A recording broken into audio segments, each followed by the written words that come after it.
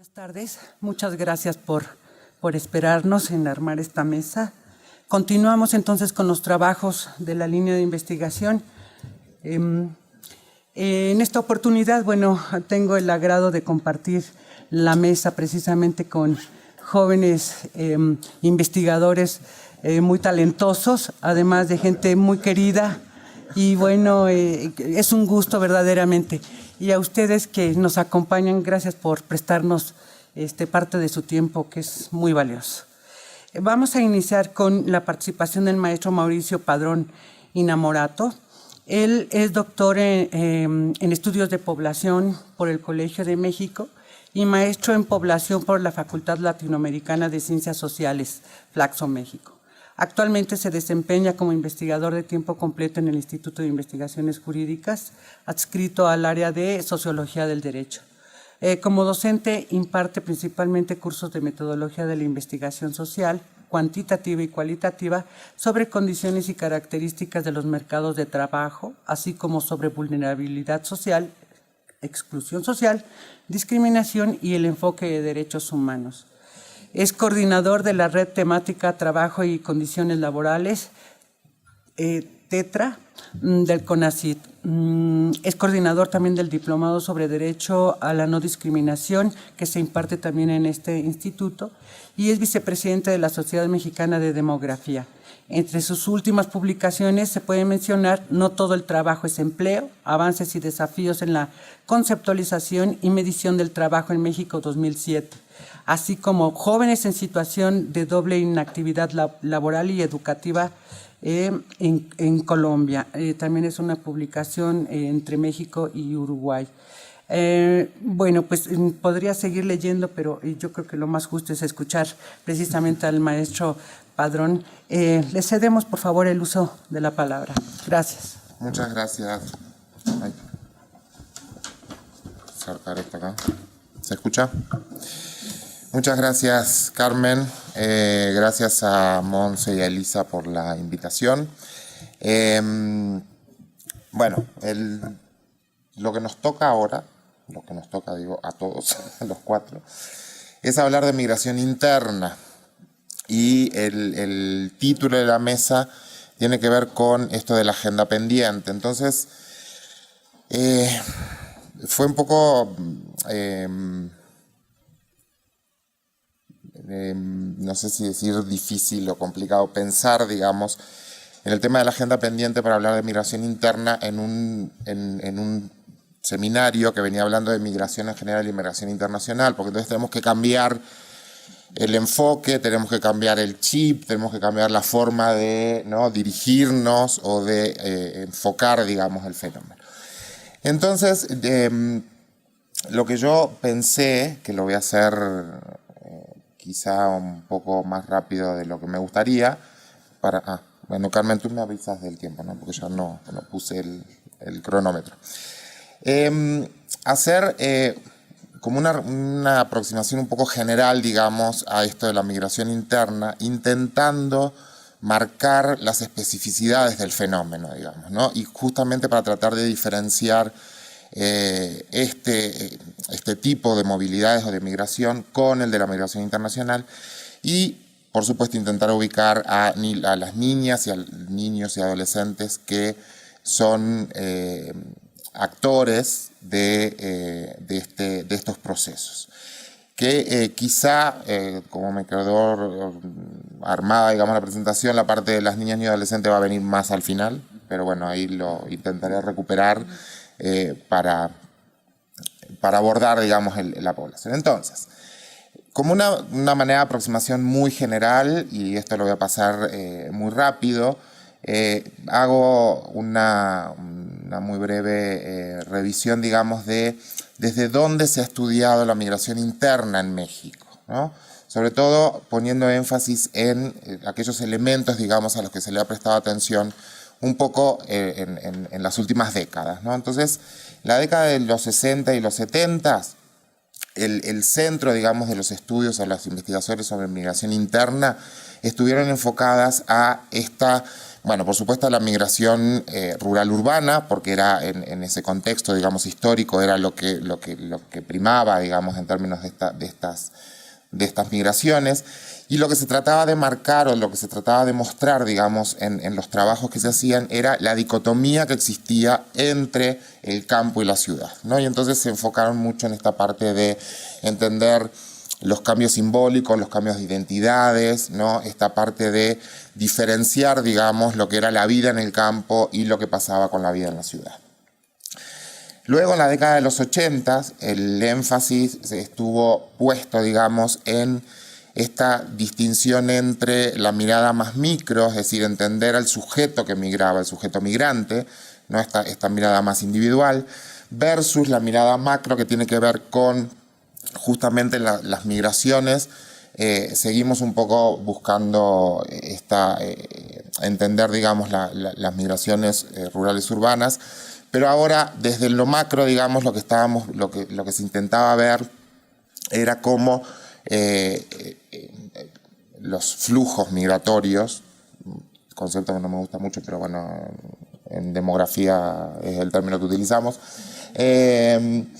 que estos flujos migratorios, digamos, del campo a la ciudad y cómo se insertaban, ¿no? en el concierto capitalista, hablando en términos económicos.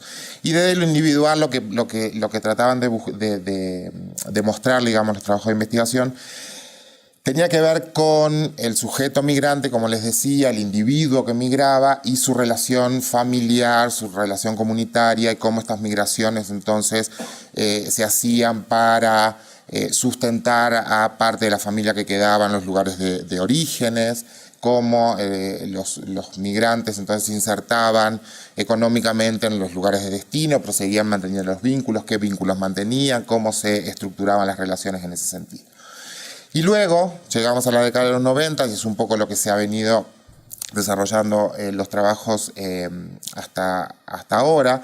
Tiene que ver con esta idea de las nuevas ruralidades, ¿no? Una aproximación que surge justamente en la década de los 90 y que lo que tratan de mostrar o ponen el énfasis o el acento tiene que ver con esta idea de los espacios migratorios, ¿no? Entonces ya se habla de los múltiples efectos que tienen los procesos migratorios, la multidimensionalidad, lo multifactorial de los procesos, y ahora los procesos ya son, digamos, de ida y vuelta, digamos, ya no son estos procesos unidireccionales, sino que ahora lo que se observa y lo que se ve es que tenemos migraciones más de tipo circular en todo caso.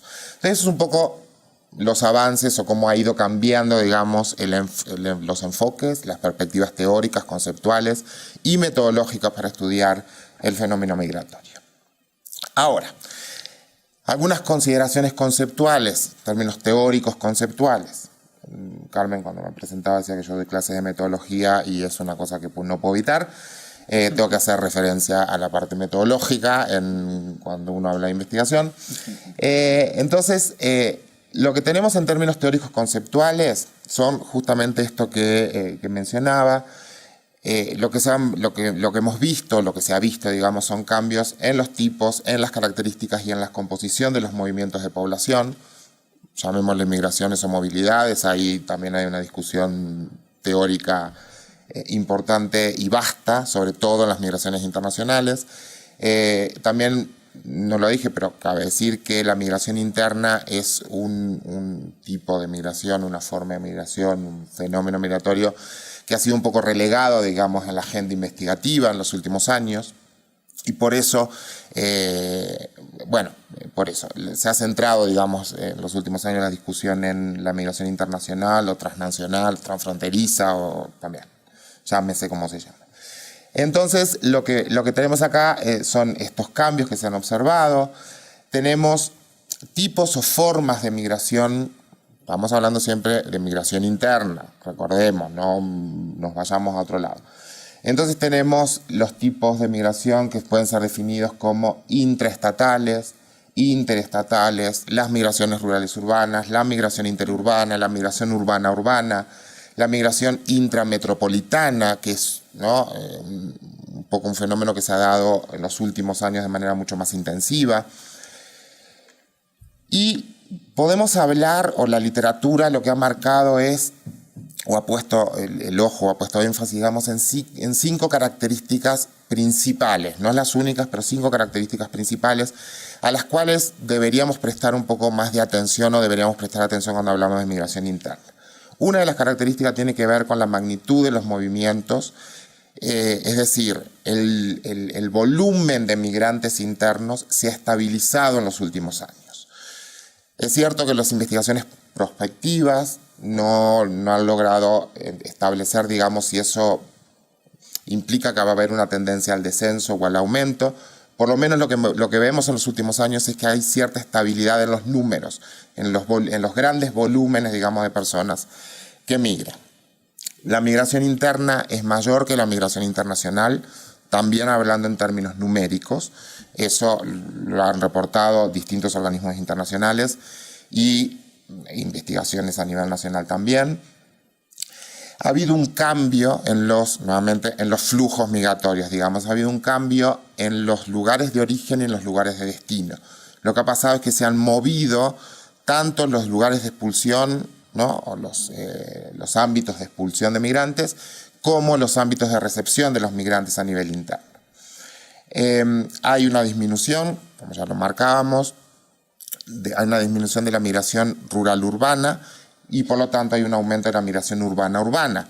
Eso tiene que ver también con la composición poblacional del país, no exclusiva de México, pero esta tendencia mundial, digamos, de la reducción de los espacios o de los ámbitos rurales y aumento de los espacios urbanos, de distintos tamaños, pero espacios urbanos al fin. Y otra de las características tiene que ver con la selectividad de las personas migrantes. Es decir, seguimos viendo que hay características de las personas migrantes internas que siguen prevaleciendo. Y esas características tienen que ver básicamente con la edad, no tanto con el sexo, porque vemos que hay cierto empate, digamos, en términos de sexo, pero sí en edad, en escolaridad, en condición de actividad, por supuesto, y en el ingreso. Y digo condición de actividad, por supuesto, porque la migración interna, por lo menos hasta hace algunos años, seguía teniendo como uno de los factores principales lo económico. Es decir, se daba básicamente, o la causa principal, o una de las causas principales, tenía que ver con lo económico, con la búsqueda de oportunidades, con la búsqueda de trabajo, con la búsqueda de mejores ingresos. Aunque ahora el tema de la inseguridad y la violencia también está cobrando una relevancia mucho mayor que la de hace una década, si queremos fijar un tiempo. Luego tenemos algunas consideraciones metodológicas que tienen que ver con esta idea de entender cuando hablamos de formas de medir el fenómeno. Por un lado tenemos a la migración interna absoluta, que esta migración o esta forma, digamos, o este número o este dato tiene que ver con la población en general que se ha movido a lo largo de su vida. Eso es lo que nos permite ver la migración interna absoluta. Y por lo tanto contempla a todas las personas, de los 0 años hasta la edad que sea. A diferencia de lo que es la migración interna reciente, que lo que hace la migración interna reciente es que mide las movilidades o los procesos migratorios en los últimos 5 años. Y por lo tanto, cuando nosotros trabajamos con este dato, lo que estamos dejando afuera son justamente a las personas de 0 a 5 años. Esas personas no cuentan, no se me malentienda, o sea, sí cuentan, no cuentan en este dato, digamos, no están aportando, todavía me van a denunciar a mí, no cuentan en el dato, en la construcción del dato, ¿no? Entonces, esto es bien importante porque entonces no es lo mismo cuando decimos la migración interna absoluta es tal, cuando decimos la migración interna reciente es otra, porque nos está faltando una parte de la población que no estamos contabilizando. Esto, básicamente, bueno, tenemos distintas fuentes de información, pero nuestra fuente de información, digamos, primordial para poder calcular estos números nos los dan los censos de población. Bueno, censos, conteos y el último ejercicio, que es la encuesta intercensal, es la que nos permite calcular esto. Les digo, no es la única, pero es la fuente de referencia, digamos, ¿no? Y a partir del censo del 2000 podemos calcular la migración intraestatal y la migración interurbana y la migración intrametropolitana. Antes de estas fechas es muy complicado y casi imposible hacer cálculos de este tipo de datos. Entonces también para que lo tengamos en cuenta, ¿no? Muchas veces las fuentes de información con las que trabajamos para medir fenómenos sociales son las que nos ponen limitaciones. Entonces podemos tener mucho desarrollo teórico, mucho desarrollo conceptual, pero a la hora de pasar al dato empírico, digamos, es donde nos vemos limitados. Entonces. Y por último, les marco aquí esta limitación que tiene que ver con el tipo de información con el que trabajamos. Cuando nosotros trabajamos con los censos o con las encuestas, en realidad es muy raro, muy raro, no voy a ser absolutista, es muy raro que nosotros trabajemos con toda la información que se produce del censo o de la encuesta intercensal o de los conteos de población. Lo que generalmente hacemos es trabajamos con una muestra de esa información, porque si no estaríamos trabajando con 130 millones de datos, que es una locura, o sea, ninguna de estas computadoras nos aguanta trabajar con esos datos. Entonces trabajamos con una muestra y al trabajar con una muestra, eso nos pone una limitación también en la comparación entre periodos de tiempo. Entonces también tenemos que tener en cuenta eso. ¿Por qué les comento esto? Ya les dije, por mi deformación profesional, pero también porque ahí cuando entonces empecemos a comparar información, es una de las cosas que tenemos que prestar la atención. Si estamos comparando cosas que podemos comparar, si no podemos comparar, ¿qué aproximaciones podemos hacer entonces a los datos? Todo esto tiene que ver porque acá les voy a mostrar alguna información, pero que justamente tiene que ver con esta parte de las aclaraciones. En el 2015, estos son datos de CONAPO, trabajados por CONAPO, que son tomados de la encuesta intercensal justamente. La migración absoluta, acuérdense la diferencia entre migración absoluta y migración reciente, interna, ascendió a 19.8 millones de personas. Piensen que este dato, que estamos hablando de 20 millones de personas que se movieron en el territorio nacional a distintos lados, puede haber sido que se fueron de un estado a otro, que se cambiaron de municipios, que se movieron de ciudades, que se cambiaron de localidades. Es decir, los niveles de la migración son muy dispares y muy distintos. Y ahí lo tenemos que tener en cuenta, porque no es lo mismo hacer un análisis o tratar de entender el fenómeno de una persona que se mueve de Oaxaca a Michoacán o de Guerrero a Baja California, que hablar de una persona que se mueve de la Ciudad de México a Toluca, ¿no? Porque estamos hablando por supuesto que de distancias, pero también estamos hablando de implicaciones muy distintas. La migración reciente, por otro lado, que es esta también diferencia que les hacía hace un ratito, fue de 6.4 millones de personas, ¿no? Acuérdense que estamos hablando de migración absoluta, toda la población que se movió, y la migración reciente, que son de los mayores de 5 años. Entonces, esos son los datos para el 2015. Y ahí les muestro una gráfica donde se ven los cambios por periodos de tiempo. Acuérdense, lo que hacemos para calcular estos datos es que tenemos que comparar, por eso les decía lo de la importancia de las fuentes, porque tenemos que comparar, en el caso de trabajar con censos, tenemos que comparar, en este caso, el conteo del 95 con el censo del 2000 para ver entonces cómo se movió la población. Y fíjense cómo se ha ido emparejando la distancia entre la migración interestatal y la migración intraestatal. Justamente esto que decíamos, cómo han cambiado los tipos de movilidad, los tipos de migraciones, en un periodo relativamente corto de tiempo. Es decir, ahora lo que está prevaleciendo, lo que se está favoreciendo es estas migraciones de corta distancia, ¿no? Y que tiene que ver con distintas causas y por supuesto que tiene distintas consecuencias. Aquí les muestro, todo esto es tomado de CONAPO, no lo hice yo. Estoy como Mónica para que no me aclaro toda la fuente, para que no me acusen luego de plagio, y menos con la abogada general acá adelante. Aquí en esta marca, sí, marca sí. Sí. Aquí lo que se intenta mostrar, digamos, en este mapa es justamente, no sé si se alcanza a ver, pero tiene que ver un poco con los flujos, digamos, de movimientos, ¿no? Y las flechas que tienen distinto grosor tienen que ver justamente con esto, con los volúmenes, digamos, de migración. Entonces ven que hay una migración mucho mayor en términos de volumen en el centro del país, ¿no? La zona del centro del país, ahí está la Ciudad de México, está el Estado de México, que son los estados que han estado ya hace algunos años en los primeros lugares, digamos, de los flujos migratorios. Ahí les pongo que los estados que tienen mayores volúmenes en términos de destino de la población migrante son justamente el Estado de México, aparece Nuevo León, Hidalgo, Ciudad de México, Quintana Roo, Querétaro y Puebla, que también tienen que ver un poco con los cambios en las características de las movilidades, que luego ahí haré una mención al final. Y luego tenemos los estados que son orígenes de fenómenos migratorios, que son la Ciudad de México, el Estado de México, Tamaulipas y Veracruz.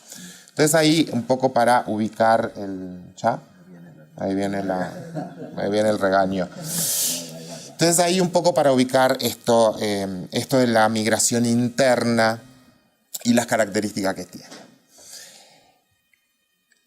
Hablemos un poco de los factores, las causas y los determinantes, un poco en términos de apuntes. Por supuesto que esto que les voy a mostrar no tiene que ver con un análisis exhaustivo ni una presentación exhaustiva, sino simplemente como para mostrar algunos de los elementos.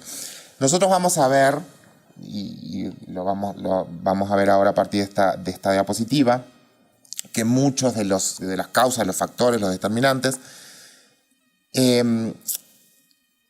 parecerían ser los mismos que la migración internacional. Pero tenemos que nuevamente ubicar en qué contexto estamos hablando y de qué tipo de migraciones y de movilidad estamos hablando. Justamente por eso, porque las consecuencias no son las mismas. Recuerden que estamos hablando de un tipo de migración o de tipos de migraciones que ocurren en el contexto de un Estado-nación, digamos, delimitado por una frontera nacional. Y eso, que parecería ser un dato relativamente menor, en realidad es lo que hace toda la diferencia. Y sobre todo cuando pasemos a hablar de niñas, niños, adolescentes, porque no estamos hablando de gente que está traspasando una frontera nacional. Entonces ahí, por ejemplo, la condición de indocumentado o irregular, en principio, no tiene ningún papel. No es una variable que uno tenga que incorporar en el análisis, ¿no? Y por eso les digo, sobre todo para las niñas, niños, adolescentes, tiene una importancia muy grande, digamos. Entonces, bueno, los motivos. Tradicionalmente, el motivo de la migración interna tiene que ver con motivos económicos, que por supuesto después se vincula a motivos familiares. Puede haber motivos culturales que tienen que ver, y quizá podemos ahí hacer referencia al tema de procesos, situaciones de discriminación o de exclusión. Motivos políticos, puede haber gente que se cambie de lugar de residencia por tener algún conflicto político, digamos, o ser perseguido político, podría darse el caso. Tiene que ver con motivos educativos, por supuesto, la gente que migra porque tiene oportunidades de educación mayores en otros lados que en el lugar de residencia. Por salud, ahora se incorpora, o en los últimos años, digamos, se incorpora el tema de la inseguridad y la violencia como uno de los motivos que quizá está cobrando casi el mismo peso que el económico. Y motivos ambientales. Y ahí entran todas las migraciones y todas las movilidades vinculadas a los desarrollos de megaproyectos, por ejemplo, ¿no? en el país. Y pongo el ejemplo de megaproyectos porque es un tema que se trabaja aquí en el instituto y hay colegas que han dedicado muchos años a trabajar el tema de los megaproyectos. Y eso cómo impacta en la vida cotidiana y cómo obliga luego a procesos migratorios o de movilidad. Luego tenemos clases de migración, ¿no? Que pueden ser temporales o permanentes. Tenemos características, digamos, de la migración, el carácter de la migración, que puede ser voluntaria o forzada. Acá el tema de la migración interna forzada, ¿no? Está cobrando también, nuevamente por el contexto, mucha relevancia. Más rápido porque no me da el tiempo. Las consecuencias de la migración pueden ser positivas o negativas y los niveles de las consecuencias pueden ser individuales o agregados. Porque no olvidemos, cuando hablamos de migración interna, una de las grandes perspectivas analíticas, digamos, o de trabajo que se ha hecho, sobre todo de los estudios sociodemográficos, tienen que ver cómo las migraciones internas cambian las composiciones poblacionales, en términos de sexo y edad de la población.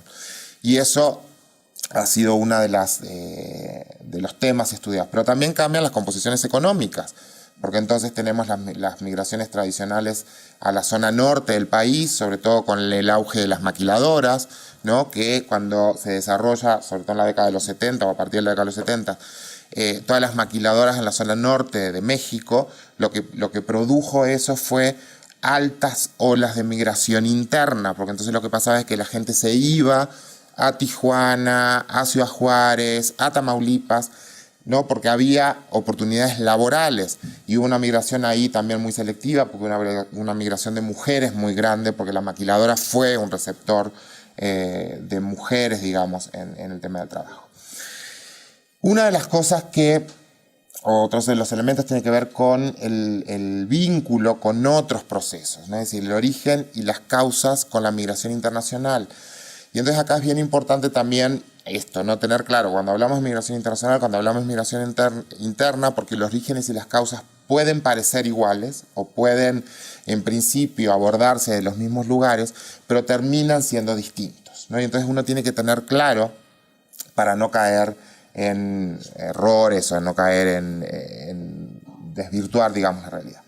Y entonces tenemos la migración interna, una mayor invisibilidad, justamente por esto que yo decía hace un rato. Como se produce en el contexto de un Estado-nación, entre las fronteras, digamos, de un Estado-nación, hay una invisibilidad, no solo cotidiana, sino en términos de medición del fenómeno, porque es muy complicado hacer mediciones de este tipo. Y digo invisibilidad cotidiana porque son estas movilidades, estas migraciones, estos procesos que ocurren no de manera tan visible como puede pasar con la migración internacional.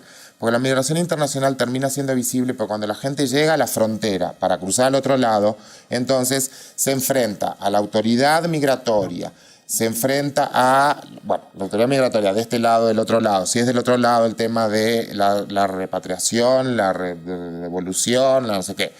Entonces tenemos una visibilización mucho mayor del fenómeno. Acá, como digo, si yo mañana me mudo de la Ciudad de México a Toluca, se enterarán mis amigos y no se entera más nadie. En todo caso el INE si le hago el cambio de dirección, y si no, ni así, ¿no? Entonces termina siendo un fenómeno muy difícil. Piensa en esto cuando hablamos de niñas, niños y adolescentes, que ya de por sí son una población invisibilizada, en este tipo de fenómenos mucho más. El tema de medir, entenderla y comprenderla pensando en el futuro. Es muy importante que le pongamos acento, digamos, en este tipo de migraciones, sobre todo pensando en esto, en hacer ejercicios prospectivos. ¿Qué va a pasar con nuestro país si seguimos teniendo este tipo de movilidades, ¿no? ¿Cómo se van transformando otras realidades? Porque tenemos eso que decía, tenemos un impacto, por supuesto que en el origen, pero también en el destino. Tenemos impactos económicos, porque la gente llega a otro lugar a buscar trabajo, por supuesto, pero también tenemos impactos en los servicios.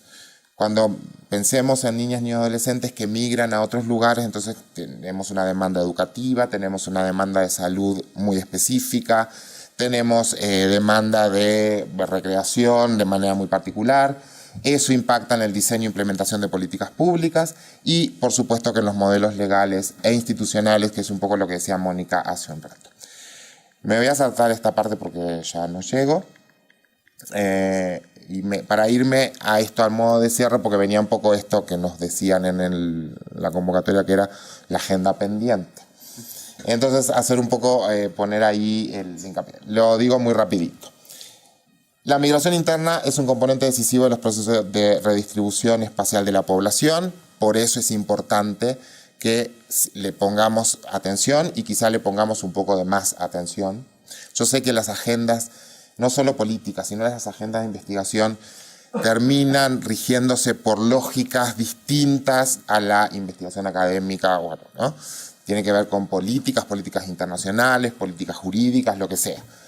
Pero porque sea menos,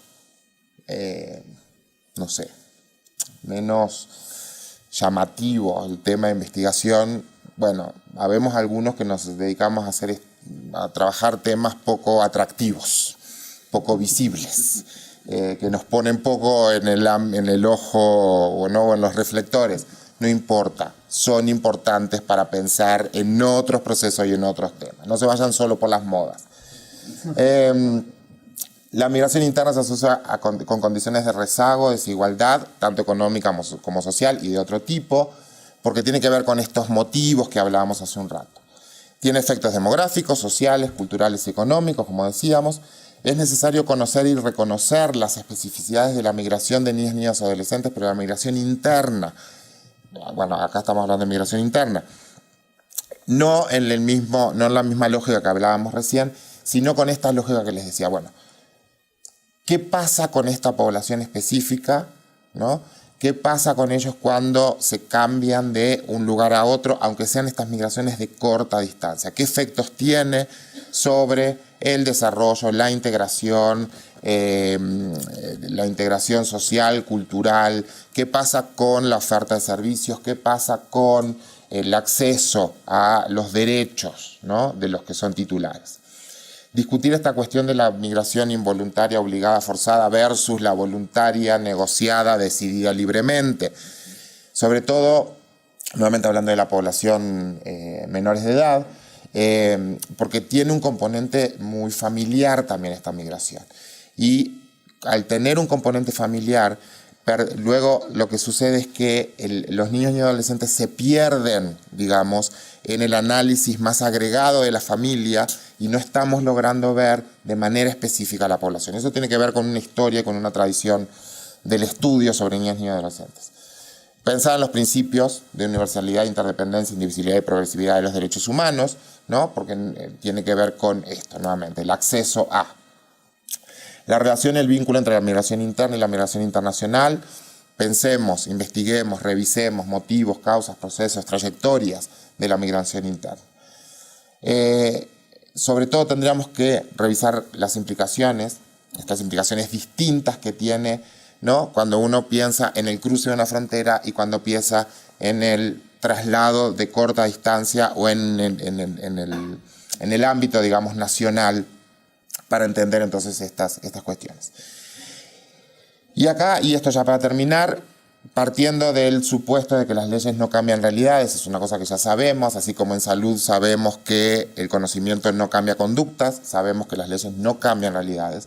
Lo que tenemos que pensar, y ya lo dijo Mónica en la mesa anterior, tenemos que pensar en los aspectos institucionales básicos para hacer efectivos los derechos de niñas, niños y adolescentes.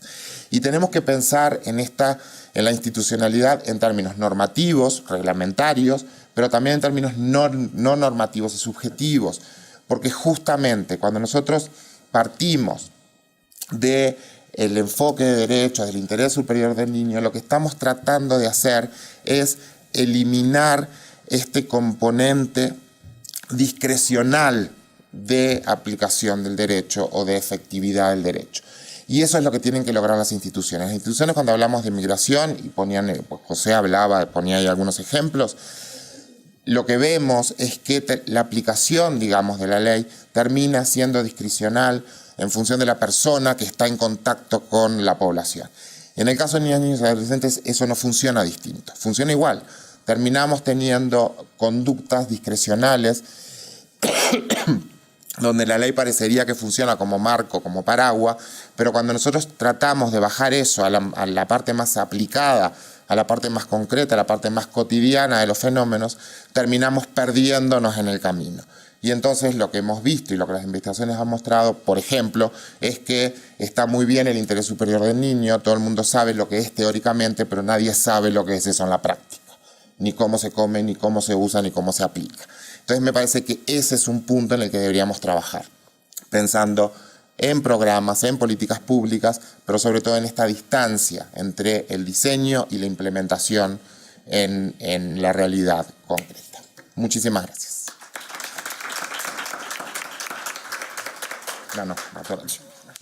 Agradecemos al doctor Mauricio Padrón y Namorato su participación y desde luego le tengo que agradecer por partida doble porque con esta emoción de empezar se me olvidó decirles precisamente que el título de la mesa era Migración Interna Básico, pero bueno, muchísimas gracias. La otra parte que a mí me parece muy importante es que cuando hablamos de migración siempre hablamos como la migración, el referente es la migración internacional.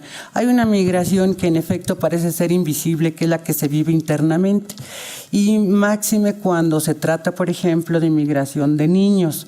Y niños leídos, vistos, estudiados desde diversas ópticas, desde el ámbito familiar, desde el ámbito del que ustedes quieran. En ese sentido, yo podría señalarles que a mí me encanta trabajar sobre todo de una migración muy especial. Por ejemplo, la migración de los niños jornaleros migrantes, que es uno de los pues sectores sociales que también está todo el tiempo en movimiento, y son de los muy pocos estudiados, a excepción de mucha gente adherida a ONGs y algunos estudios, por ejemplo, de la UNICEF que nos dan cuenta de ello. Pero gracias por recordarnos que esta también es una migración muy importante que se tiene que estudiar, y sobre todo la óptica con que se estudia por la propia especialidad del maestro Padrón, de mediciones, cálculos, y esto que a veces pues no entendemos, que se habla de un porcentaje, caray, pues es que como que dice, bueno, ¿cómo es esto, no?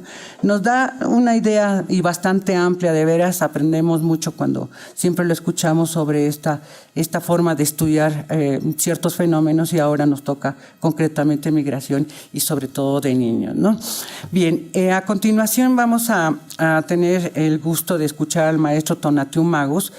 Él estudió antropología por la Escuela Nacional de Antropología e Historia. Cuenta con una especialidad en incidencia política para la primera infancia por la Facultad Latinoamericana de Ciencias Sociales. Actualmente desempeña el puesto de director de Incidencia Política Pública y Movilización en World Vision de México.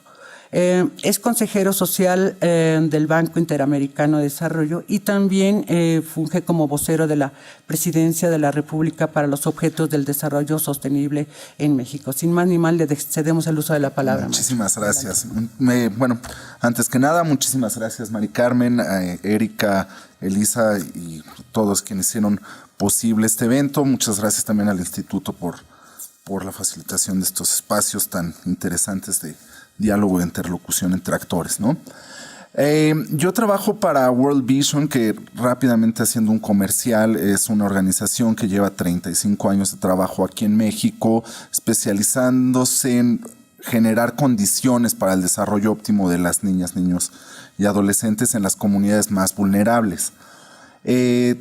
Tenemos 3 pilares de acción, uno que es directamente implementando proyectos que buscan fortalecer las capacidades comunitarias y de las lógicas locales de en donde están los niños más vulnerables para tener condiciones de desarrollo. Otro fuerte componente, que es el de incidencia política, en el que intentamos retomar estos aprendizajes y experiencias de campo y traerlos a instrumentos de política pública que generen nuevas soluciones y alternativas para la protección de los de la niñez.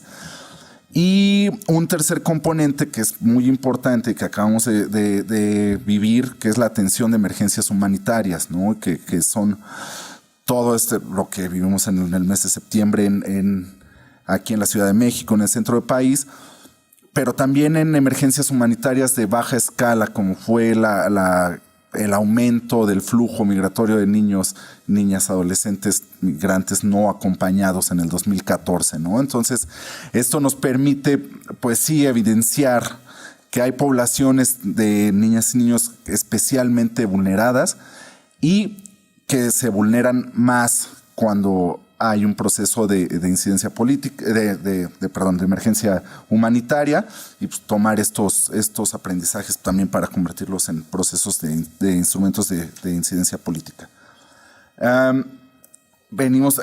Cayó muy bien la plática de Mauricio Padrón antes, ¿no? Porque en temas de trabajo de migración de niñas y niños hemos abordado dos implementaciones en campo.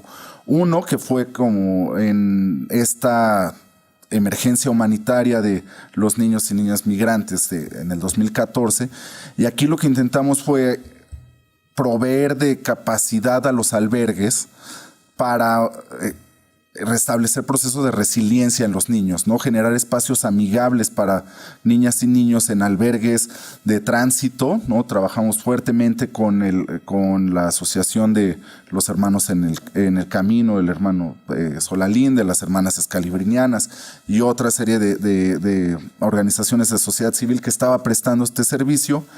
Y ahora que estamos entrando en una nueva intervención que es con los más invisibilizados, que son los niños y niñas que son jornaleros agrícolas, ¿no?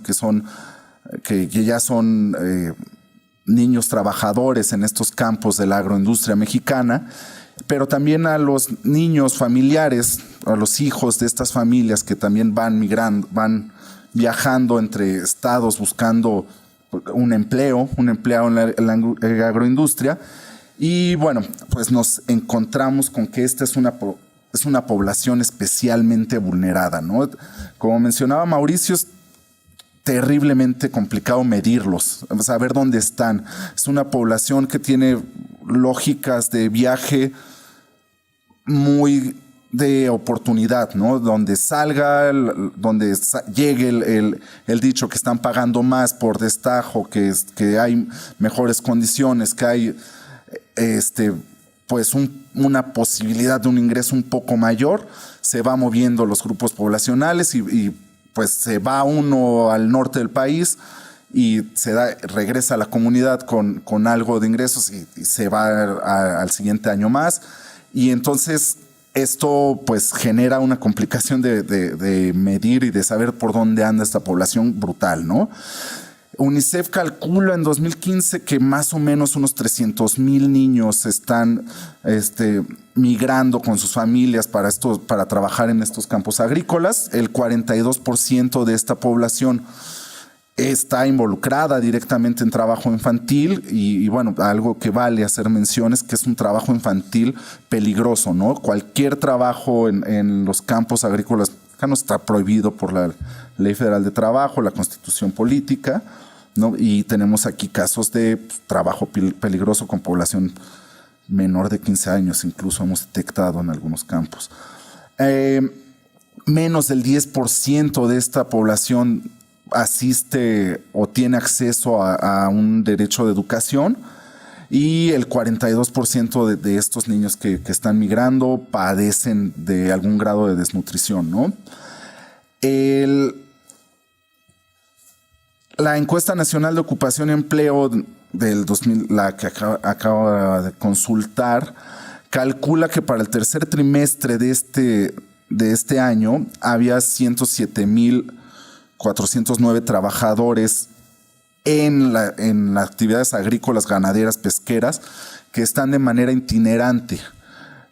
Resulta realmente complicado saber cuáles de estos son jornaleros agrícolas y cuáles son empleados de otro tipo asociado a la producción, pero en una condición de empleo más decente y digno, ¿no? Y bueno, tenemos una cifra bastante importante, ¿no? El 72% de esta población que está asociada con trabajo de jornalero agrícola, pues vive en alguna condición de pobreza, de acuerdo con la medición del Coneval, que está muy por encima de la media nacional, y el 26% de esta población también vive en condiciones de pobreza extrema, ¿no? Los jornaleros agrícolas. Y bueno, pues esto nos implica hablar de una población especialmente vulnerada, poco atendida por las lógicas de movilidad, y poco visible, como nos mencionaba un poco Mauricio, ¿no? ¿Existen esfuerzos institucionales, normativos, de política pública para atender a esta población, ¿no? El programa de jornaleros agrícolas, por ejemplo, el programa de inclusión y calidad educativa podría ser uno también de los mecanismos que tiene el Estado, el Prospera, y así podemos hacer un barrido de varios programas que tiene la oferta programática institucional del gobierno federal, con una inversión interesante en términos numéricos, tiene un grado de inversión interesante. Sin embargo, vemos que todo este esfuerzo institucional no está dando atención a a la población objetivo, ¿no? Tendremos que hacer estudios de cuánto de esta inversión realmente se va a atender a la población, cuánto es gasto corriente. Sabemos que es un porcentaje importante del gasto corriente que se va y queda muy poco para esta población. Y también qué porcentaje de este presupuesto público asignado se subejecuta para llegar a esta población, y ahí hay muchas razones, ¿no? Hay bastantes razones. ¿Qué hacemos? Como organización estamos iniciando con los esfuerzos del programa Campos de Esperanza, que es una intervención a 4 años financiado por el Departamento de Trabajo de los Estados Unidos de Norteamérica. Es curioso porque es un programa sujeto al Tratado de Libre Comercio de América del Norte. Entonces, a ver qué pasa. Esperemos que este sea un insumo que de elementos para una negociación más robusta. Pero bueno, y lo que busca es atender a los niños migrantes agrícolas, ¿no? A los hijos de estas familias de jornaleros agrícolas que ya están involucrados directamente en un trabajo peligroso o que están en alto riesgo de involucrarse. Entonces, ¿qué es lo que pretendemos hacer en este programa? Son 4 ejes principalmente, ¿no? Uno es fortalecer las capacidades del Estado en el nivel más directo de contacto con la población. O sea, necesitamos fortalecer las capacidades del Estado en el nivel municipal y de primer contacto, porque a nivel federal pues, asumimos que hay cierta capacidad construida, instalada, cierto nivel de compromiso, por así decirlo, y de capacidad técnica. Sin embargo, cuando vamos entrando a los otros órdenes de gobierno, como es el estatal y el municipal, nos damos cuenta que hay grandes brechas de administración, gestión de proyectos y de alternativas, ¿no? Entonces, el programa pretende robustecer estas capacidades en lo local.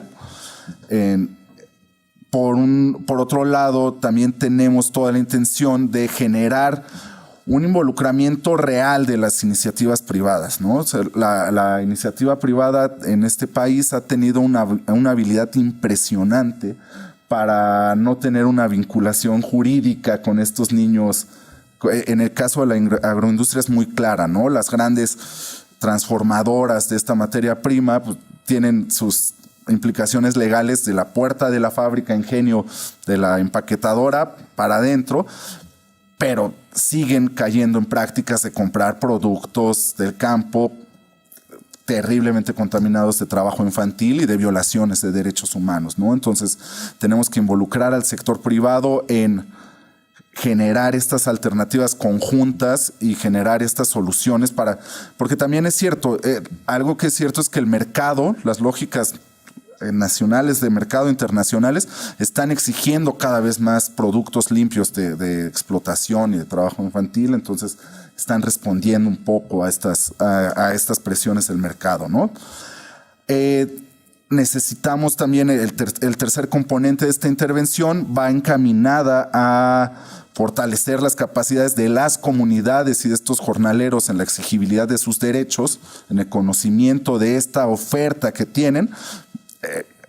Un gran porcentaje de esta subejecución presupuestal de programas de acceso, la portabilidad del servicio, no se cumple porque el usuario no lo exige, no se apropia o no tiene el conocimiento de los requerimientos mínimos para hacer valer este derecho a la portabilidad del servicio educativo, ¿no? que es algo fundamental, pero la población no sabe que debe de llevar acta de nacimiento, CURP, y que, bueno, pues en caso de esta población jornalera agrícola, pues sí tienen su acta de nacimiento, sí tienen su CURP, pero está en su casa, ¿no? Entonces, pues hay que hacer campañas de cambio de comportamiento social, cambios de comportamiento para esta exigibilidad de derecho. Y el último componente que desde mi punto de vista también es altamente importante es generar espacios educativos para los niños de estas familias, ¿no? Mantener a estos niños migrantes jornaleros en las escuelas lo más que podamos, elevar los niveles de escolaridad de estas familias, porque está comprobando el doctor Clorio, se me olvida su nombre, Clorio, de OIT. Bueno, la Organización Internacional del Trabajo a principios de año presenta un estudio donde es evidente la correlación que hay mayor escolaridad, nivel de escolar de los padres o de las familias, reduce el trabajo infantil, ¿no? Y el riesgo de trabajo infantil. Entonces, este es un supuesto bastante fuerte que tiene la intervención. Como les mencionaba, la población objetivo son estos niños, adolescentes y jóvenes que están migrando, que muchas veces ya son, o la gran cantidad de casos que nosotros hemos detectado, ya son adolescentes, jefes de familia, que están migrando por su condición de jefe de familia, están trabajando y bueno, pues están cayendo en algunos casos explotación, ¿no? O sea, sí hay casos muy alarmantes, sobre todo en la industria de la caña de azúcar, ¿no? En la industria de la caña de azúcar tenemos ahí condiciones bastante complejas que trabajar, y por eso es que el proyecto intenta retomar una aproximación de trabajo en las comunidades, tanto de origen, que son estas de... ¿Cómo le hiciste, Mauricio? Gracias.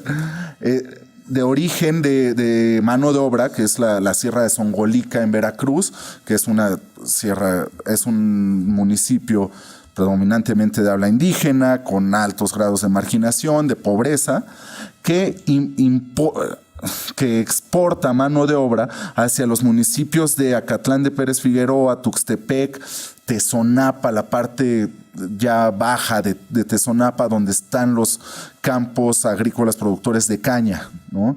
Y entonces esta población sale los meses acaba de empezar la zafra, o sea, estamos por arrancar la zafra noviembre hasta mayo, junio, y ahí los podemos agarrar 6 meses de intervención, y después muchos casos se van hacia el norte del país para participar en cultivos de hortalizas y de bayas y otras, ¿no? Entonces, desde nuestro punto de vista, podemos hacer bastante desde diciembre, antes de que salgan, en labores preparativas para este viaje, importando un poco las experiencias de salud pública, como el plan de seguridad, ¿no? que ha demostrado ser valiosísimo para la hora de atención de un parto. O sea, prepara tu parto. Ya, o sea, vas a tener este parto, prepáralo, infórmate, está preparada.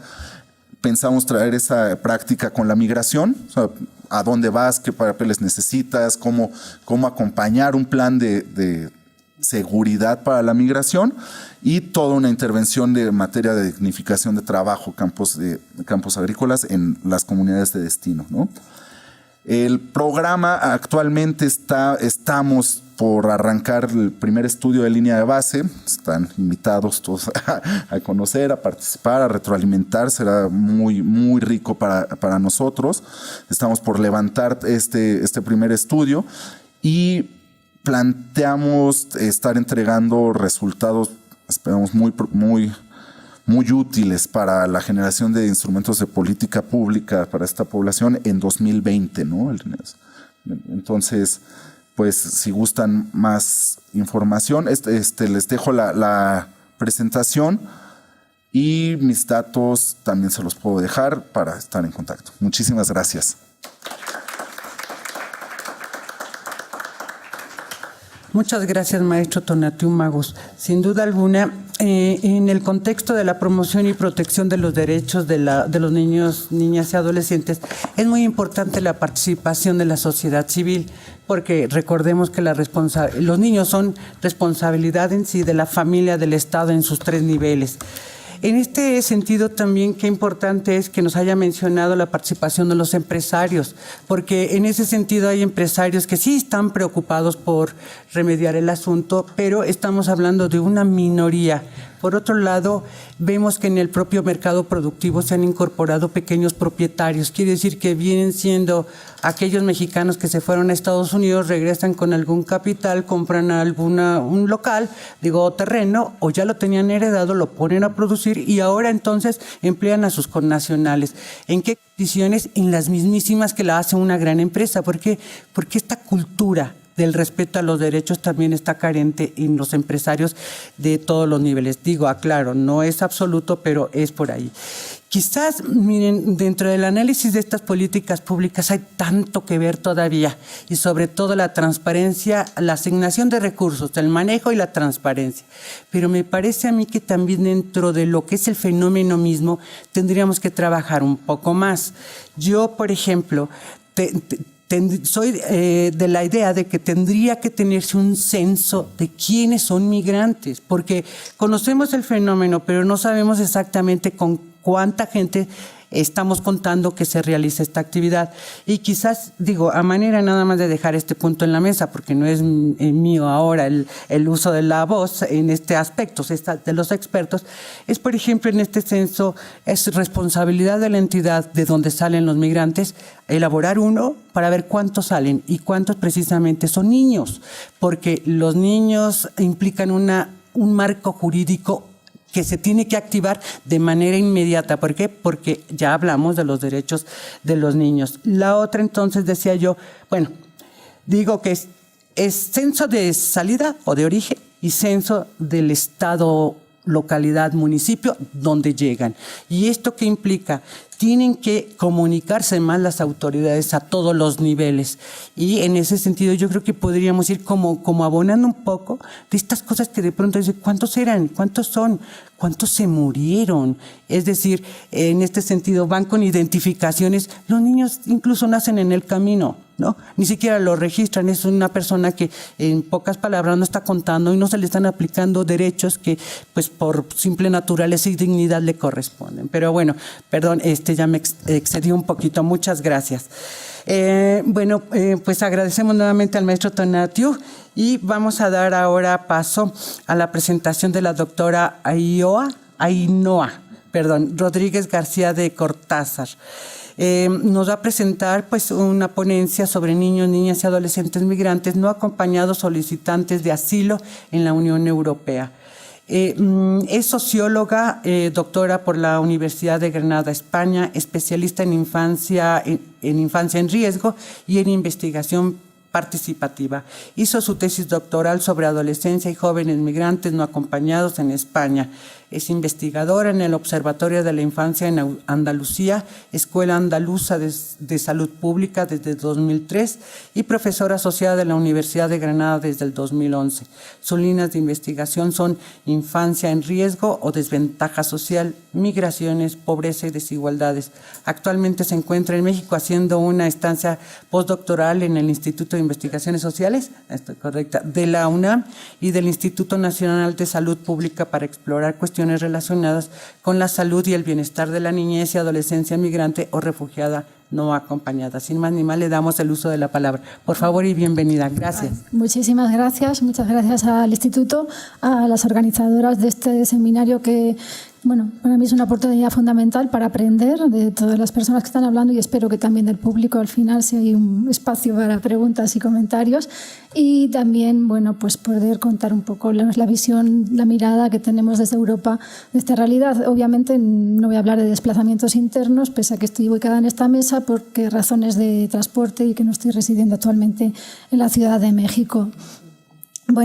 Mi comunicación voy a intentar ser breve y sintética. Me ha costado muchísimo, la verdad, y no sé si voy a ser capaz porque tratar de hacer una aproximación general de lo que son 27 o 28 países de la Unión Europea en cuestiones de estas realidades, ¿no? De estos flujos migratorios de menores migrantes no acompañados. Bueno, lo primero quiero decir, voy a utilizar esta palabra porque quieras que no es una coletilla mecánica que tengo, pero me imagino que al igual que en México, en la Unión Europea cuestionamos bastante el uso de la categoría menor, que tiene una carga muy negativa, y también el uso de la categoría de no acompañados, pero ya sería un tema de debate que creo que no me va a dar tiempo a introducir, si tal vez luego más adelante.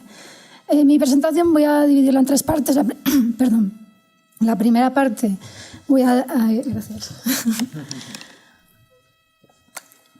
Voy a presentar algunas de las cifras disponibles, una aproximación numérica al fenómeno con todas las limitaciones y estimaciones, ¿no? O sea, de lo que es las dificultades de cuantificar una situación, un fenómeno migratorio con la acumulación, digamos, de 27, 28 países. Cada uno mide las cosas y publica las cosas a su manera, ¿no?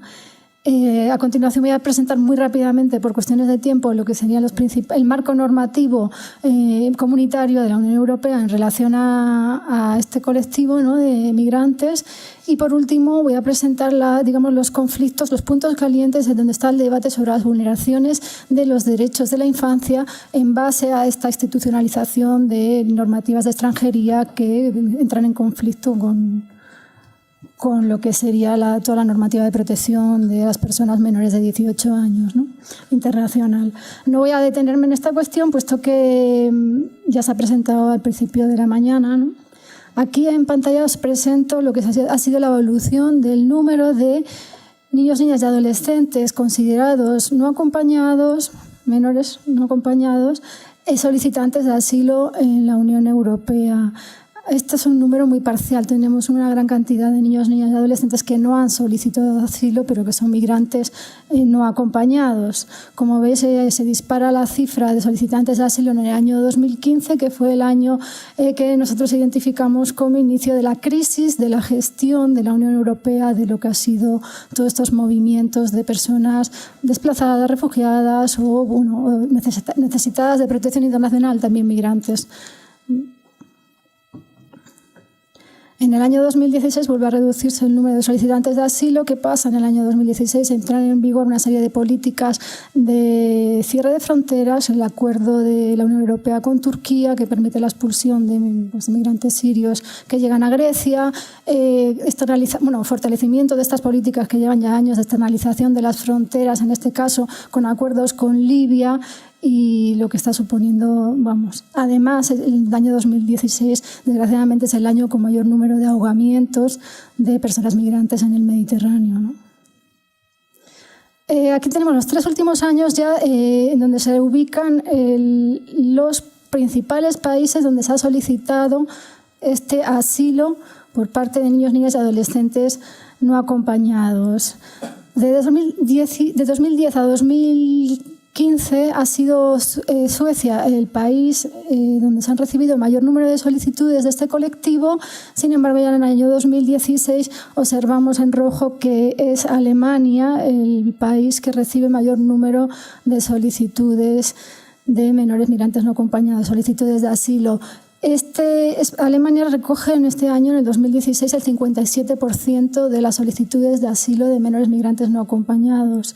Esto es importante. Este salto del 2015 al 2016 con respecto a Suecia también se puede explicar porque Suecia en este impasse, en el año 2016, empieza también a desarrollar una serie de políticas de control fronterizo y también de expulsión de chavales, de adolescentes y dificulta lo que sería el objetivo de muchos de estos niños. Además, Alemania es uno de los países europeos con mayor porcentaje de concesión, de aceptación de las solicitudes de asilo que se hacen ya para todas las edades, ¿no? Por lo tanto, es otro dato a tener en cuenta.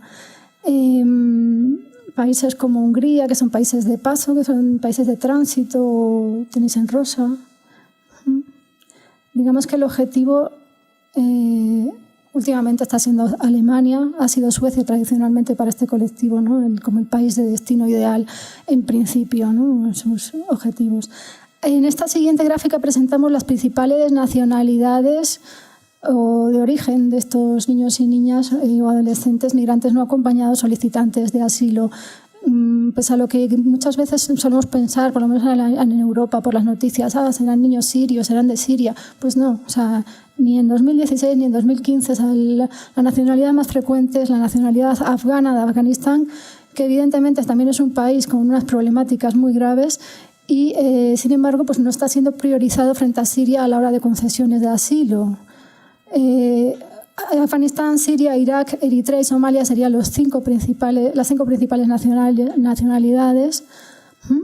Y en los 5 casos, más del 50% de las solicitudes se producen en Alemania. Por ejemplo, para el caso de Siria, el 84% de los niños procedentes de Siria están solicitando asilo en este país. Luego tenemos otros países de África o del África Occidental, como podrían ser Gambia, Guinea, Nigeria, Senegal, Mali o Ghana. Digamos que aquí la mayoría de las solicitudes de asilo se hacen en el primer país que han llegado, en este caso es Italia. La mayoría de los flujos migratorios en el año 2016 de este colectivo de niños, niñas y adolescentes migrantes no acompañados llegan a Italia. En el 2015 podía ser Grecia. Bueno, había un poco de discusión. Italia sigue siendo el país más fuerte, creo yo, ¿no? En este sentido. Y fijaros que tenemos un único país europeo de Europa que es de nacionalidad de niños solicitantes de asilo, que es Albania, y más de la mitad están solicitando en Reino Unido. Bueno, el marco normativo con respecto a este colectivo de niños, niñas y adolescentes no acompañados en la Unión Europea es bastante escaso y obviamente está centrado o ubicado en la dimensión de extranjería, no en la dimensión de protección de la infancia. Creo que me estoy pasando al revés, ¿no?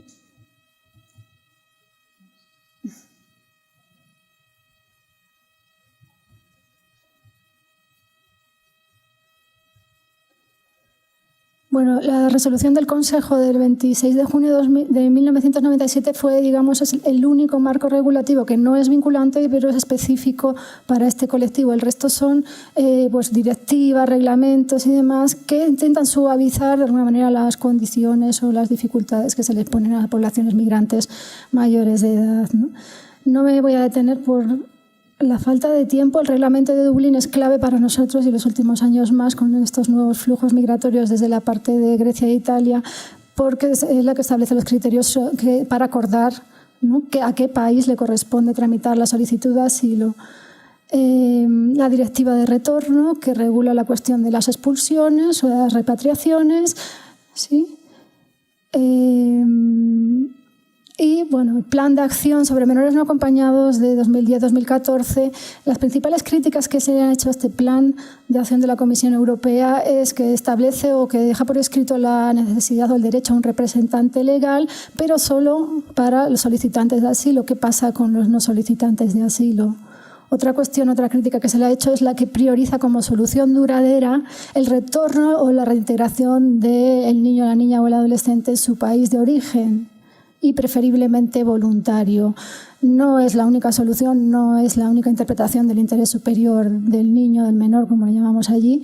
Y el plantear esa idea de preferiblemente voluntario abre la puerta a que no lo sea, ¿no? O sea, lo que serían las expulsiones forzosas. Deja en manos de los países también la regulación de permisos de residencia a largo plazo para los que no son solicitantes de asilo. O sea, hay mucha variabilidad entre estados en la Unión Europea, y tampoco hace recomendaciones, que esto también es clave desde nuestro punto de vista, desde nuestra realidad europea, para que los permisos de residencia de estos menores de 18 años perduren una vez que cumplan la mayoría de edad, clave para su inclusión social, laboral, etcétera, ¿no? Y por último hablaremos de una recomendación de la Comisión Europea para hacer más eficaz la directiva de retorno, que es de este año, es muy actual, que plantea no prohibir retornos involuntarios, le pide a los estados, y tampoco no prohibir los encierros o las detenciones de menores migrantes no acompañados, argumentando que si no se incitaría o se promovería esta migración tan arriesgada de estos niños, cuando por lo menos en el caso de España hay numerosos estudios en los que se han estudiado, en los que se han analizado esta cuestión de los retornos involuntarios o forzados, sobre todo a principios de la década pasada, y se ha demostrado, se ha visto cómo estos chavales que han sido expulsados no voluntariamente han vuelto a cruzar el estrecho en condiciones de riesgo, ya sea en una embarcación bastante inestable, ya sea debajo de un camión, etcétera, etcétera. Bueno, esto en caso de contradicción entre legislaciones o marcos normativos, ¿no?, debería primar la condición de menor de edad sobre la condición de nacionalidad extranjera, lo que no siempre ocurre, ¿no? Y esta anteposición de la extranjería o de la nacionalidad extranjera sobre la minoría de edad genera a menudo desprotección, y es una desprotección que está institucionalizándose, ¿no? O sea, son vulneraciones o violencias institucionalizadas en reglamentos y en acuerdos nacionales, supranacionales. A los puntos calientes que normalmente se estudian en la Unión Europea son los que voy a presentar, los 7 siguientes, si bien hay otros que también se han tratado anteriormente en la mesa anterior, por ejemplo, con cuestiones de acceso a sanidad o acceso a recursos educativos y demás. La cuestión de las expulsiones o retornos, ha habido distintos modelos según los países europeos, un modelo más basado en las condiciones del país de origen a la hora de decidir si expulsamos o no a este niño o a esta niña en función de los deseos del menor, que podría ser el caso de Francia o España, pero a partir de 2008, porque en España previamente hubo una gran cantidad de expulsiones, con las mismas bases que los adultos, que es el caso de Grecia, o repatriaciones forzadas que son legales en muchos países. La tendencia hoy en día, a partir de la entrada en vigor de la directiva de retorno, que entró en vigor en 2010, es a homogeneizar en base a esta directiva, ¿no? Y varios países como España, Noruega, Reino Unido han mostrado esa voluntad, incluso se han puesto a construir centros de protección, digamos, o centros de acogida de menores que pretenden repatriar a sus países de origen, ya sea Marruecos o Afganistán. Y de esta manera demostrar o justificar esta repatriación con garantías o, digamos, de acuerdo a los derechos de la infancia. Algo muy clave también es la ausencia de cifras sobre expulsiones, y cosa que a mí me sorprende la transparencia, corregidme si me equivoco, aquí en México, en comparación con las dificultades que tenemos allí, o los bailes de cifras que te encuentras, los datos muy diferentes en España, o ya no te cuento si quieres cruzarlos con toda la Unión Europea. Y un tema clave últimamente en España también son las devoluciones en caliente en fronteras, son devoluciones inmediatas a potenciales solicitantes de protección internacional o de asilo menores de 18 años, que están ocurriendo pues en ciudades fronterizas como Melilla, en nuestro caso, ¿no? Otro punto de vulneración está relacionado con la determinación de la minoría de edad. Si no se reconoce la minoría de edad, obviamente tampoco se van a reconocer los derechos inherentes, ¿no?, a esta condición. Por lo tanto, es clave esta cuestión. Normalmente los países, la mayoría de ellos se basan en pruebas oseométricas, pruebas médicas, mediciones de clavículas, de radiografías de muñecas y demás, para determinar si la persona que ha llegado es menor o mayor de edad. Si es menor, le vamos a atender en centros de protección de menores y le vamos a dar acceso a una serie de recursos y derechos que no se lo vamos a dar si tiene 18 más años. Entonces, ¿qué pasa? Por lo menos en el caso de España, utilizamos radiografía de muñeca que tiene una horquilla de un margen de error de 2 años. O sea, son pruebas muy imprecisas, ¿sí? Y digamos que además ha producido una instrumentación política a principios de esta década por parte de la Comunidad de Madrid, chicos y chicas que venían sobre todo chicos que venían de países africanos, de la África subsahariana, a los cuales se le estaba cuestionando sobre la validez o la falsificación de los pasaportes o la documentación que traían, y se les pasaban por estas pruebas que, pues por lo que sea, interpretaban que eran mayores de 17 años y con esto que conlleva pues la expulsión del centro de protección, dejarlos en situación de calle, incluso la expulsión del país. El Tribunal Supremo de España en el año 2014 ya prohibió esta práctica, es decir, no se le pueden pasar pruebas sociométricas a cualquier niño o niña mientras tenga una documentación que no sea obviamente una falsificación, ¿no? Otros países como Reino Unido o Irlanda pues, basan más esta determinación de la edad en entrevistas de profesionales, técnicos, trabajadores sociales, psicólogos y demás para determinar si el relato vital de estas personas, pues, bueno, para determinarla de esta manera.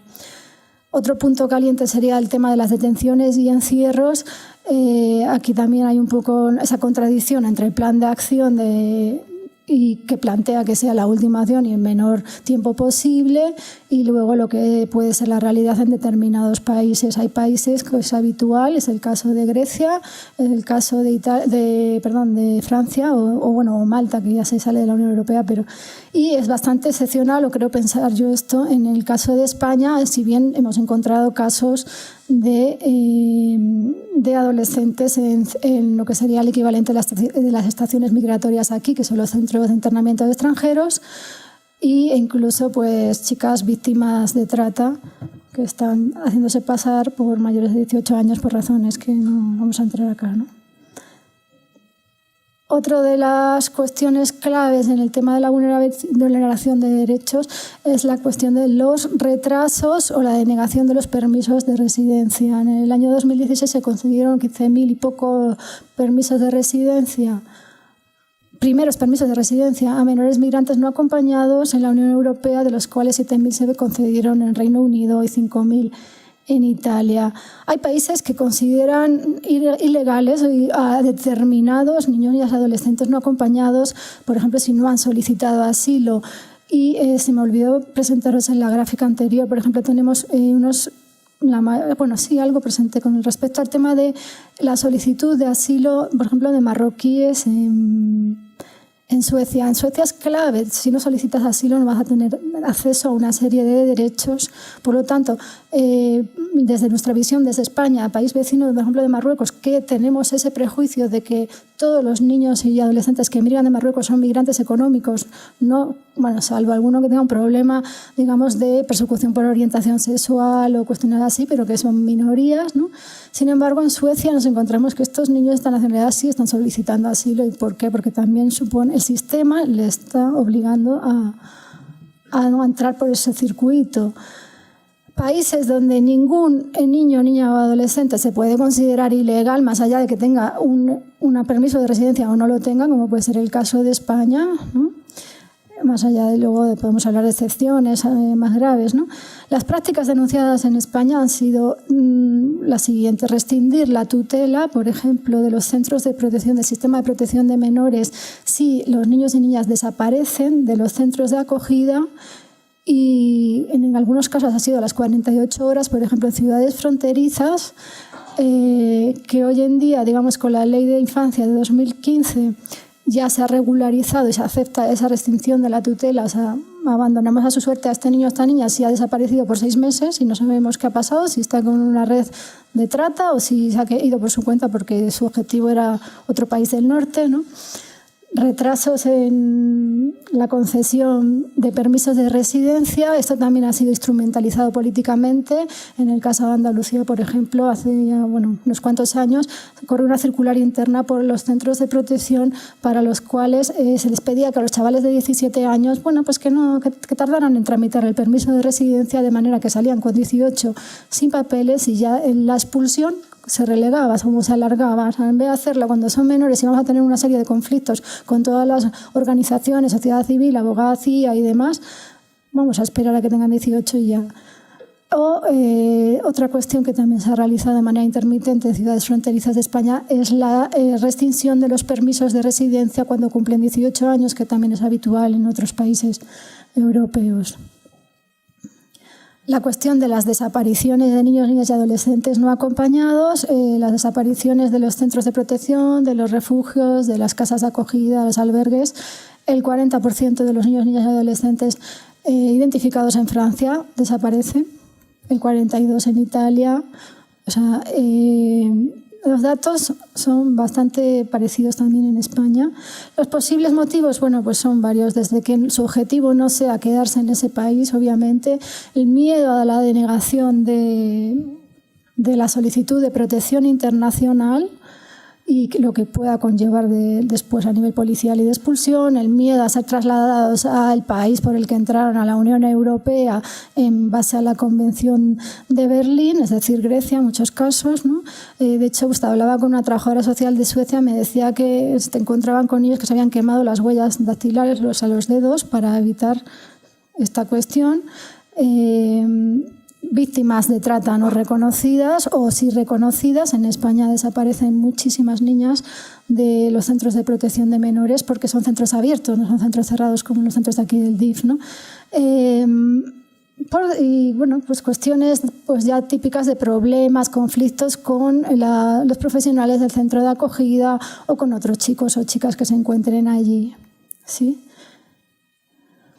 Y luego podríamos hablar de otro colectivo que es el que llamamos menores no acompañados sin protección, que pueden ser todos estos niños, niñas y adolescentes en situación de calle, mientras tratan de cruzar una frontera o si se están desplazando al lugar o al país deseado, por las condiciones de hacinamiento o de maltrato institucional que puedan encontrar en ciertos centros de protección. Niños, niñas y adolescentes con pautas, digamos, de consumo abusivo de sustancias, de drogas, con trastornos de conducta no atendidos, con problemas de salud mental, etc. Niñas, sobre todo, víctimas de trata, pero también niños. En nuestro caso, lo estudiado va destinado a la explotación sexual. La explotación laboral está empezando a aparecer o a visibilizarse un poco, pero no se ve una diferencia con respecto a lo que son estos países, ¿no?, de aquí. En Bélgica, Grecia, Polonia, por ejemplo, no se les obliga a colaborar con las autoridades policiales para poder recibir un permiso de residencia de larga duración por ser víctima de trata. Sin embargo, en otros países es una condición que colaboren en la identificación de la red de trata, cuestión que, como os imaginaréis, vamos, es una locura, vamos, imposible. Si bien en estos otros países pues se les permite igual un periodo de reflexión un poco más largo que a las mujeres adultas o se les proporciona refugios especializados. Y por último podríamos hablar de esto que hemos llamado niños, niñas, adolescentes mal acompañados en vez de no acompañados, que igual se encuentran con familiares que no son sus padres y sus madres y digamos el sistema de protección de menores les ha permitido que convivan con ellos, sin embargo luego no se les está facilitando por razones diversas, ya sean de la propia familia o del sistema, pues por ejemplo tramitar lo que serían los permisos de residencia. De manera que entran en unos círculos de exclusión que a veces son hasta mayores que los chavales que están institucionalizados, ¿no?, en centros de protección. Y ya por último, para cerrar, que no me queda tiempo, sería la cuestión de qué pasa cuando cumplen 18 años, ¿no? Si son solicitantes de asilo de protección internacional no hay ningún problema, mientras se resuelve su situación van a estar en el país seguros, ¿no? Si se resuelve de manera negativa, entramos ya en cuestiones de qué va a pasar. Se les va a expulsar, ¿no? Hay países donde se les expulsa, se les intenta expulsar o se les genera una orden de expulsión. Pueden ser convertidos en irregulares. El permiso de residencia, a veces se le dan permiso de residencia temporal en algunos países como lo que llaman una razón válida, que puede ser porque están estudiando o porque están trabajando. En el caso de España no conozco el caso a nadie porque sea porque está estudiando. O sea, en España poder renovar un permiso de residencia cuando tienes ya 18 años exige tener un contrato laboral a tiempo completo con 8 o 12 meses, un montón de meses. O sea, son requisitos, o tener unos ingresos que no se sabe de dónde salen, pero que obviamente si no salen de trabajar, bueno, mejor no me meto aquí en este tema. El caso es, o sea, se le están pidiendo unos requisitos para poder regularizar su situación administrativa que no lo pueden cumplir ni las personas nacionales, o sea, con el momento de crisis económica que estamos viviendo, ¿no? En fin, y hasta aquí, no sé, muchísimas gracias y cualquier cuestión, aquí está. Agradecemos a la doctora Ainhoa Rodríguez su participación, porque es tan importante lo que nos ha descrito, que complementa precisamente todos los trabajos de la primera mesa y de la segunda, es decir, la concepción de la migración internacional ya con la óptica de cómo se maneja en Europa, pues ya nos da un panorama más o menos completo, ¿no? Muchísimas gracias. A continuación, pues la participación estaba prevista precisamente para la maestra Elba Leonor Cárdenas Miranda. Ella se ha excusado por motivos de fuerza mayor. Sin embargo, el maestro Francisco Javier Galicia Campos, un querido compañero e investigador de este instituto, nos ha apoyado para explicarnos a grandes rasgos lo que viene siendo su intervención, porque es importante la ponencia que nos ha mandado y a manera de cumplir precisamente con los deseos de que esta ponencia se diera a conocer. Bien, el maestro Francisco Javier Galicia Campos es licenciado en Derecho por la Universidad Autónoma Metropolitana, es miembro del personal académico también del Instituto de Investigaciones Jurídicas. Dentro de sus estudios es especialista en Administración de Justicia Penal por el Instituto de Formación Profesional del Tribunal Superior de Justicia Penal de la Ciudad de México. Es diplomado en Justicia para Adolescentes por el Instituto de Formación Profesional del mismo Tribunal de la Ciudad de México. Tiene dentro de sus amplias tareas, pues ha sido profesor y docente de las materias de Derecho Penal, Sistema Acusatorio, etcétera, en muchísimas instituciones, tanto en escuelas privadas como también en maestrías a los tribunales de diferentes en la República Mexicana. También ha sido subdirector de procedimientos penales, por ejemplo, en consejos de menores infractores, jefe de departamento de actas sin menor, comisionado de menores infractores. En la Asamblea Legislativa también ha sido asesor jurídico de la misma Comisión de Administración de Justicia. En fin, pues su currícula es muy amplia y pues de verdad le agradecemos muchísimo, maestro Javier Galicia, que nos apoye en estas tareas. Como siempre en esta línea de investigación le tenemos mucho aprecio y siempre agradeciéndole su enorme apoyo. No, al contrario. Pues bueno, como bien lo dice la doctora, yo me voy a dar la tarea de dar una pequeña lectura al trabajo que quería compartir la doctora Elba. La comparto y coincido totalmente con el contenido de la misma, porque efectivamente identificamos a las niñas, niños y adolescentes como un grupo muy vulnerado, ¿no?, en cuanto a la violación de sus derechos fundamentales, invisibilizado, y es responsabilidad, coincido, en que es responsabilidad del gobierno mexicano el salvaguardar estos derechos, hacerlos cumplir. Coincido también con el doctor Mauricio Padrón que existe nuestra norma nacional e internacional que puede ser aplicable para estos casos en particular. Y que es responsabilidad del gobierno. Sin embargo, está la norma.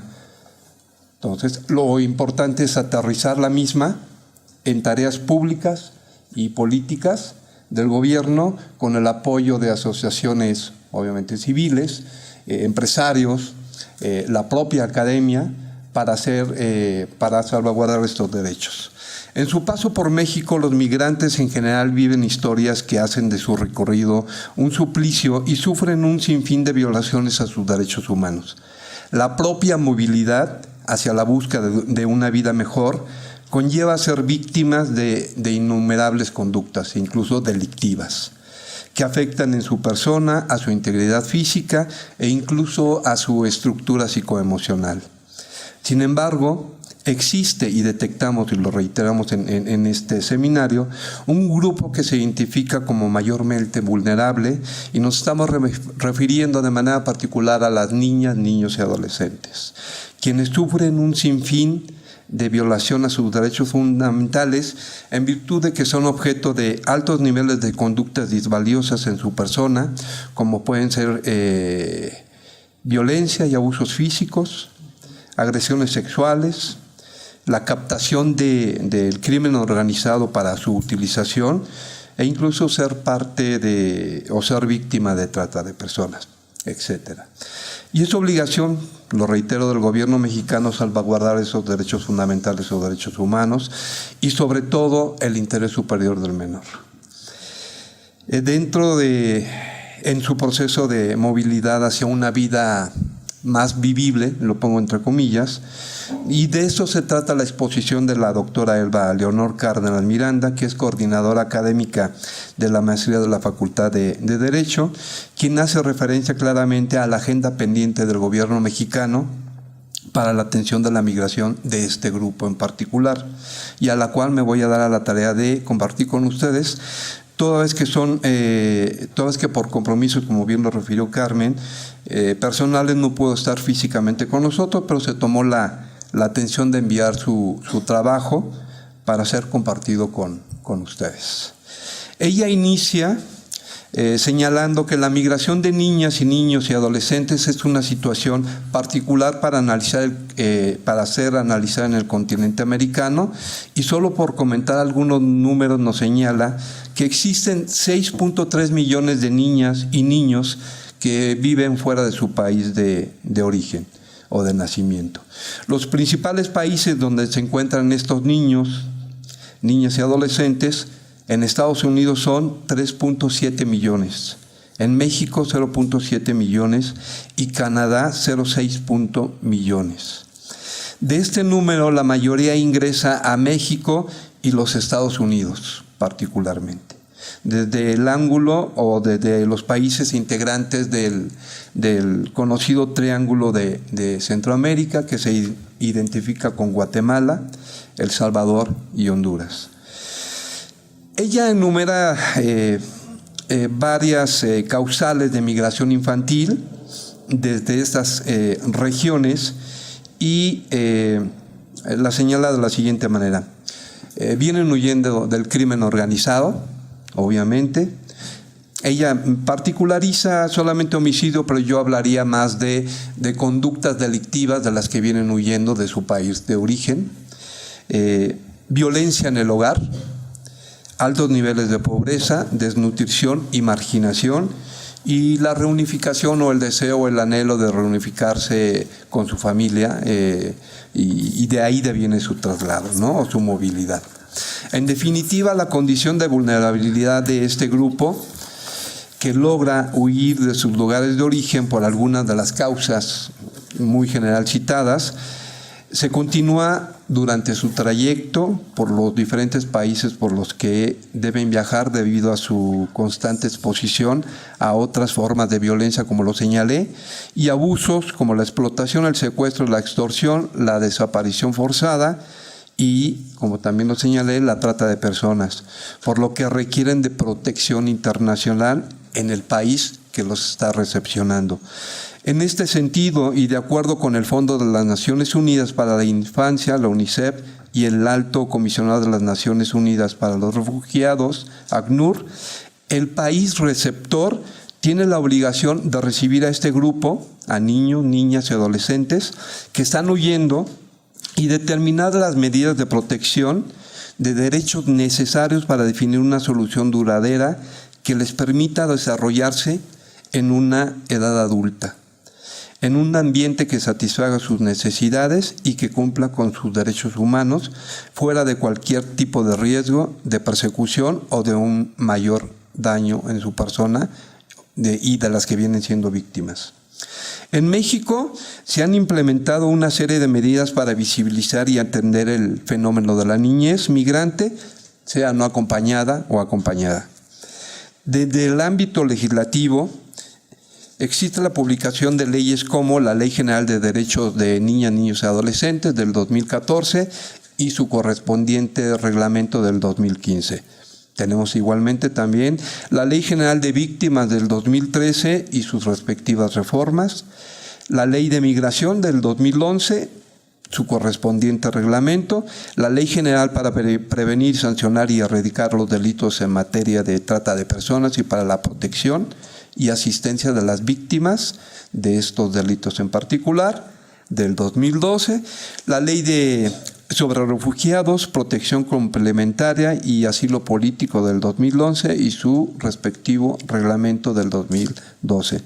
A la par, se han tomado medidas institucionales con la elaboración de diversos documentos que dan cuenta del trabajo que se está haciendo, tales como el Programa Especial de Migración del 2014-2018 a cargo de la Secretaría de Gobernación, el Protocolo de Atención para Niñas, Niños y Adolescentes, migrantes no acompañados o separados que se encuentren albergados, editado por el Sistema Nacional para el Desarrollo Integral de la Familia y la Organización Internacional para las Migraciones. El protocolo de actuación para quienes imparten justicia, que es muy importante en caso de que se afecte a niñas, niños y adolescentes, editado por la Suprema Corte de Justicia de la Nación. Y el modelo especializado para la toma de declaraciones infantiles, cómo obtener información sin revictimizar al niño, y documento que es un documento publicado por la Secretaría de Seguridad Pública en conjunto con la Oficina de la Defensoría de Oficio de los Derechos de la Infancia. La situación de la niñez migrante no acompañada o separada ha sido de especial interés para el Estado mexicano, por lo que fue un eje fundamental dentro del Plan Especial de Migración del 2014-2018, en el cual el Sistema Nacional para el Desarrollo Integral de la Familia ha tenido una participación activa al inscribir la estrategia de migración infantil no acompañada como un instrumento de coordinación interinstitucional entre dependencias y entidades de los 3 órdenes de gobierno y con el apoyo de las organizaciones de la sociedad civil. Dado que la estrategia contempla acciones de atención integral mediante la operación de módulos y albergues de tránsito, tanto en la frontera norte como en la frontera sur, en el Sistema Nacional DIF se hizo necesaria una guía que consolidara los procesos de atención que el Estado mexicano provee a niños, a niñas, niños y adolescentes migrantes no acompañados o separados, y es así como nace el protocolo de atención para ellos que se encuentran albergados, editado por el Sistema Nacional para el Desarrollo también Integral de la Familia y la Organización Internacional para las Migraciones. ¿Cuál es el objetivo, señala la doctora Elba, de este documento, de este instrumento? Es establecer una serie de procedimientos de actuación precisos y claros que los sistemas estatales, el sistema DIF, ahora de la Ciudad de México, y municipales DIF, y las organizaciones civiles deberán implementar sistemáticamente para la atención de la migración infantil y adolescente no acompañada o separada en albergues, ello con la finalidad de brindarles un proceso de atención integral, reconociéndoles como sujetos titulares de esos derechos fundamentales y promover su propia participación efectiva e informada y sustentada en una constante evaluación del interés superior del menor. El foco de atención en el que se centra la presentación de la doctora es sobre los desafíos que se tiene respecto de la temática que nos ocupa en este momento, ya que existen muchas áreas de oportunidad, y las existen, que el Estado mexicano tiene en conjunto con organizaciones de la sociedad civil, empresarios, medios de comunicación y la academia, como inicialmente lo precisé, y deben de trabajar de manera conjunta para disminuir el índice de migración de niñas, niños y adolescentes. Yo en este punto en particular agregaría que no se trata solamente de disminuir el índice de la migración de niños, niñas y adolescentes. Yo le agregaría el irrestricto respeto a sus derechos fundamentales. Eso creo que es una de las políticas fundamentales en las que debe centrarse el gobierno mexicano, con el apoyo de las demás instituciones que he nombrado. Sabemos que se encuentran pendientes por definirse estándares y principios y obligaciones por parte de nuestro Estado en lo que respecta a este grupo, y en estos temas particularmente, como uno, establecer procedimientos para la determinación de necesidades de protección internacional y de medidas de protección especial para estos niños, niñas y adolescentes migrantes. Un sistema de garantías que debería aplicarse en los procedimientos migratorios que involucran a este grupo.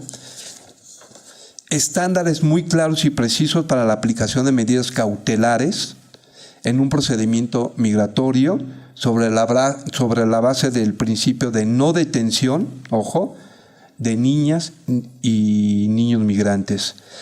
4. Medidas de protección de estos derechos que deberían de disponerse de manera prioritaria y que no implican restricción a su restricción de su libertad personal. Obligaciones estatales en caso de custodias de niñas y niños por motivos migratorios. Garantías, y eso también para mí como abogado penalista es bien importante, garantía y de un proceso garantista con medidas que impliquen en lo mínimo privación de libertad de este grupo vulnerable, con un marco de procedimiento migratorio claro, preciso, pero reitero, garantista a sus derechos fundamentales.